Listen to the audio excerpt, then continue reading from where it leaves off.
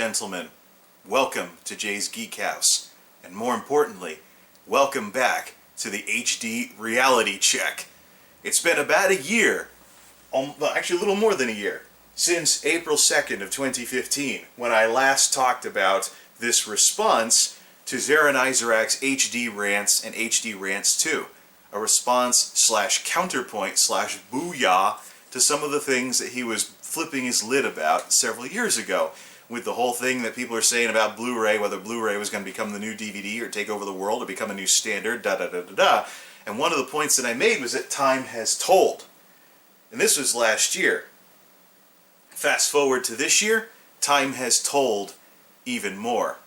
What inspired me to start this series back up again? Well, for one thing, we're not going to do like he did, where he stopped talking about this for a year and came back and called it HD Rants 2. No. But then wound up putting them together in a single playlist anyways. And I don't know what he's going to do if he does HD Rants 3, but maybe this will be the kick in the ass that he needs to actually get around to talking about HD Rants 3, to actually do an HD Rants 3, if he thinks that any of his points still hold any water. Because I'm not convinced. And the general public has very much proven that the Blu-ray fanboys were full of hot air several years ago. I would even say that Blu-ray is a failure on the PC. But we'll get to that. For now, though, let's talk about what exactly got me back into this stuff, besides the simple fact that I think that, once again, there's not enough multimedia on the MultimediaJay channel, and it was getting too much like a computer channel. And unfortunately it's not. Neither are any of the channels that are typecast as computer channels, including UXW Bill. I've played catch-up on that recently. So, what can I say though? People like to stereotype a lot. So they're going to say what they say about me no matter what I do. So we might as well just do whatever I was going to do in the first place. So, this past week we saw Star Wars The Force Awakens come out on Blu-ray and DVD and digital, basically all the home video formats. I'm sure it was streamable too from sites like Amazon, I think so. But anyways, I picked up a physical copy. I do hand quotes for that because it's actually Blu-ray, DVD, digital, and I'm not a fan of digital copies. I don't like the DRM and crap like that, like, oh, your movies might not work after such and such date. Just for the heck of it, though, I think I am going to go redeem all of them so I can see how the technology has evolved now that I've had Blu-ray for 5+ years. But for the remainder of this discussion, since there's more going on the cover underneath the slipcover for Star Wars Episode 7, we'll just do this instead. But here is a movie release in 2016 that still has a DVD in it. Why, you might ask? I am thinking about this. I'm eventually going to chime in on this later in this series. However, I'm thinking at this point that these combo releases that are becoming more and more common, and by the way, at $20 at Walmart, this was basically the, at $20 at Walmart, this basically cost the same as a DVD movie back during DVD's heyday. When DVD was the hot format, movies were like 20-something, and eventually $10 DVD was like, cool, DVD has matured, the movies are cheaper. Now, of course, we have $5 or less DVD, dollar store video disc. That's the nickname that I've had for DVD for several years now. But then you get to a release like this that still includes a DVD in the year 2016. This just came out this past week. Why? Could it possibly be the case that this is a desperation move because Blu-ray has failed to replace DVD? For various reasons that we'll get into later on, because that's one of the things that has inspired me to rant about this in the first place, with some trouble that I've been having with Blu-ray on the PC side. I'm almost to the point where I could say that Blu-ray on the PC is a failure. But we'll get to that at some point later on. For now, though, let's look at the history of these. I've been involved with Blu-ray since 2009. I was curious about the new format and how nice it would look on this television versus DVD, even upscaling and things like that. And over the years, I've watched as movie distributors, publishers, etc., folks making these releases have smartened up to the idea, the very simple idea actually, that people only want one thing on their shelves. So, if there's any chance at all that someone might still want to have a DVD version of something around, just include the darn DVD, especially if they're paying a Blu-ray-ish price for the Blu-ray version of the movie. By the way, Episode 7, loved it. It may have been Disney/Lucasfilm playing it safe by having all those nods to A New Hope in it, but I think it was a no-win situation with what Star Wars has been through in the last 15 years. Thank you very much! So let's talk about these combo packs. I remember being pleasantly surprised in the early days of Blu-ray collecting when Spaceballs came out on a combo pack. This is the first one. It's got the flippy disc DVD with widescreen and full screen that ain't so full on the other side. This is literally the DVD version of Spaceballs that I already had. I just have another disc of it. So, and it's in a combo with this. I tried to get rid of my DVD version of it, but it was too scratched up and nobody would accept it, so I'm probably just going to toss it in a box somewhere and put it off in the corner, because this is the only thing that needs to be on my shelf. This covers all the bases, Blu-ray and DVD. If it's on disc, we can watch it with that. Then you look at Miracle, another dual pack, Blu-ray, DVD, 2-disc combo pack. Very good movie, by the way. It's about the 1980 Miracle on Ice when the United States hockey team at the Olympics defeated the Soviet Union, and it's actually very, very motivational. I first found out about this movie while working on presentations for a leadership conference for the warehouse supervisors at my old stomping grounds. So I picked it up and I was like, oh, no wonder the ops manager wanted to use clips from this movie in his PowerPoints. So, fast forward a bit more, 17 again, a movie about being sent back to your teenage years in your mid-30s, a little bit hilarious. This one actually was Blu-ray DVD digital. Let me just double check this just to make sure. Oh yeah, there's a DVD version. Oh no, that's the digital copy of it. Okay, never mind. Heck with it. This one sucks. Actually, no, just kidding. I think it was, wait a minute, hold up. This was not a flippy disk.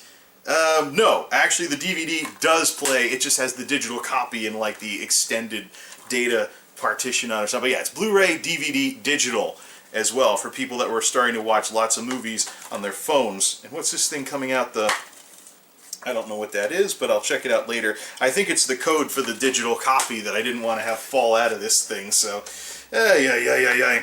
But yes, Blu-ray, DVD, digital, because some people watch movies on their phones nowadays for whatever reason. Fast forward to Frozen, Blu-ray, DVD, digital. The movie that I got because so many people in my family were telling me I had to see Frozen. Well there, I've seen Frozen. Yes, I see why the kids like it so much. It's a cutesy little Pixar-ish animated whatever. And kids sometimes have this thing for liking something enough to want to watch it over and over and over again. So apologies to all the parents that are ticked off because they can't let it go out of their heads. But there it is, Blu-ray and DVD. And now all my relatives and whatnot, you gotta see Frozen, my kids love Frozen, you gotta see Frozen, please see Frozen. I saw Frozen, shut up.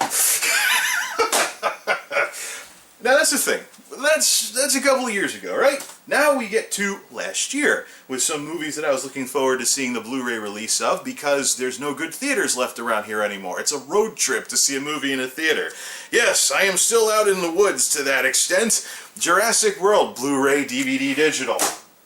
The episode 7, so to speak, of the Rocky series, in terms of passing it off to a new generation of actors to tell a similar type of story.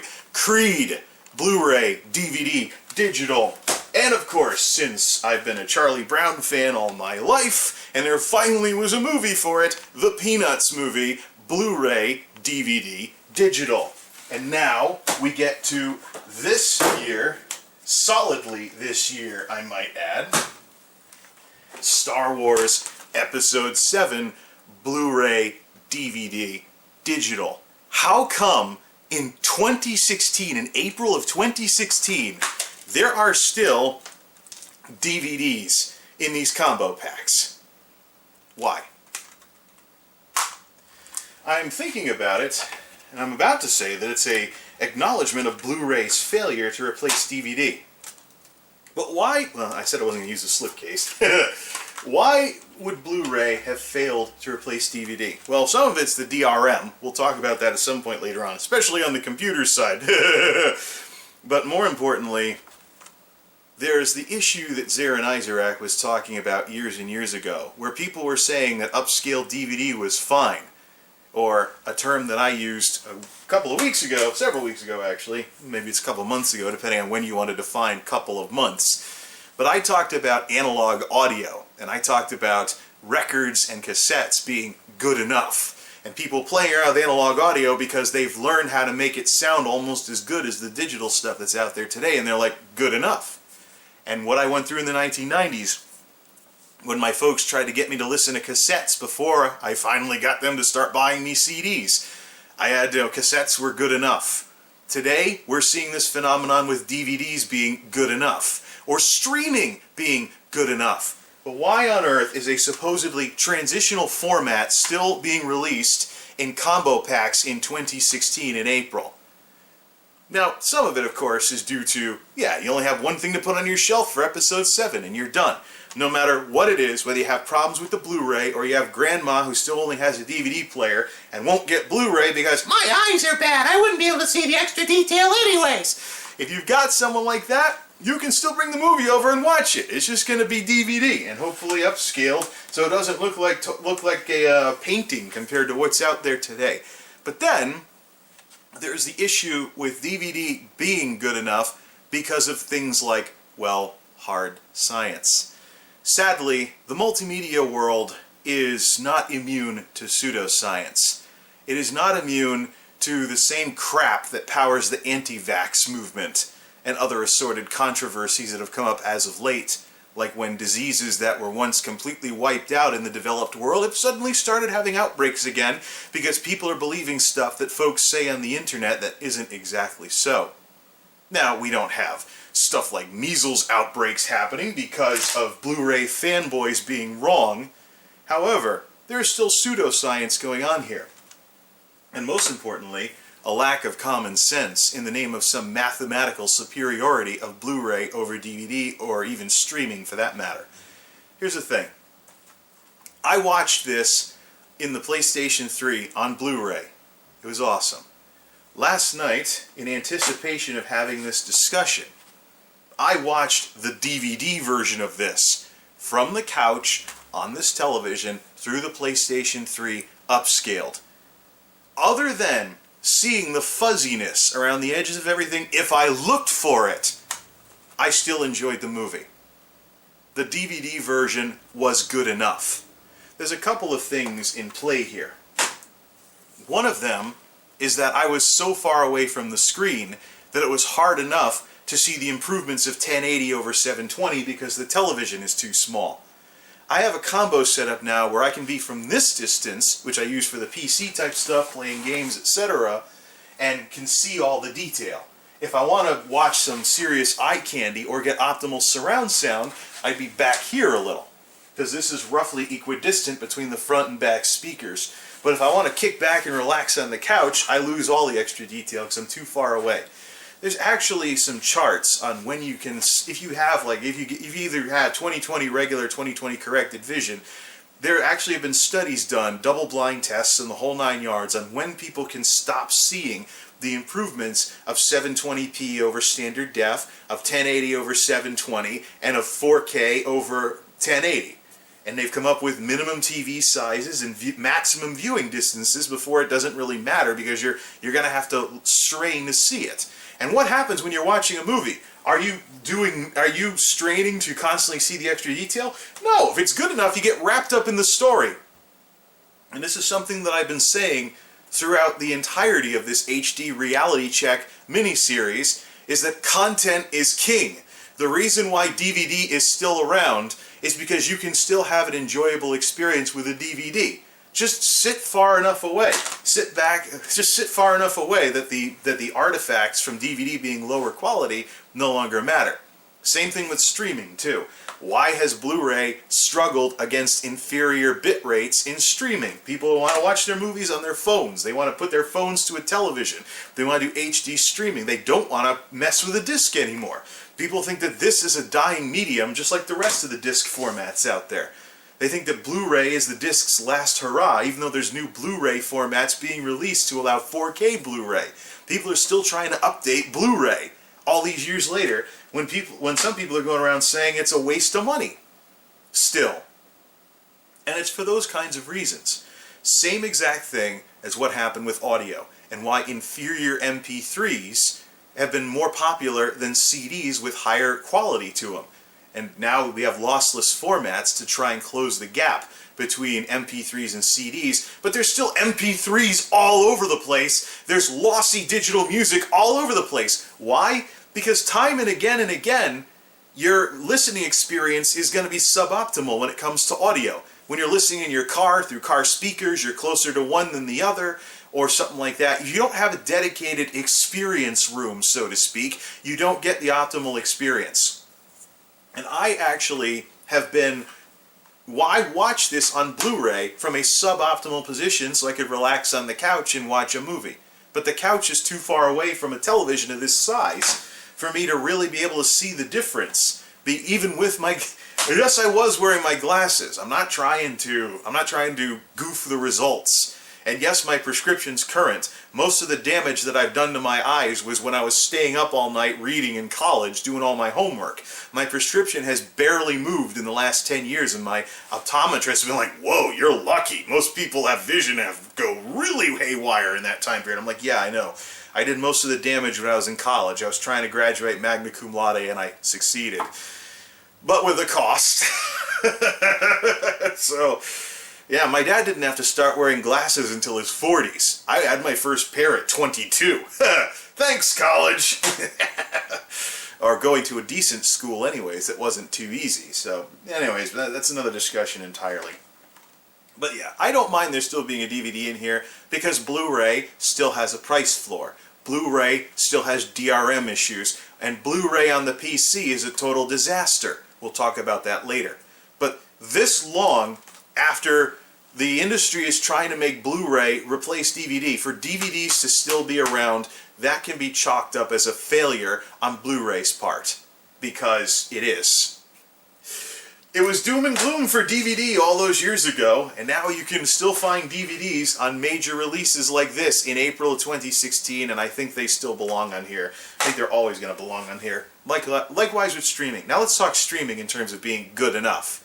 You stream in HD, or you have a download in HD, or you use a ripping program to rip a Blu-ray. I know those exist. But suppose you have a copy that's between Blu-ray quality and everything else. But it's still, 1080. Videos after breakfast, baby. But it's still 1080. So, I'm talking about the difference between Blu-ray and DVD from a little ways back.